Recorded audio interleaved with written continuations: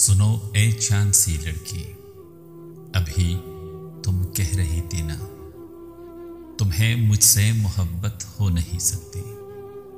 चलो माना कि ये सच है, मगर ए चांद सी लड़की मुझे इतना बताओ तुम कि जब मौसम बदलते हैं, गुलों में रंग भरते हैं, तो फिर क्यों मुस्तरब होकर, अकेले पन से घबरा कर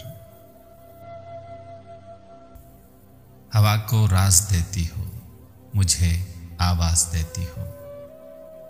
सुनो ए चांद सी लड़की, तुम्हारे सामने कोई मेरा जब नाम लेता है तो फिर क्यों चौंक जाती हो।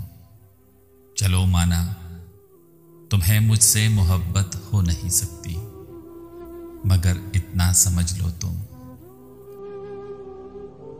जहां चाहत नहीं होती वहां नफरत के होने का कोई इम्कान नहीं होता।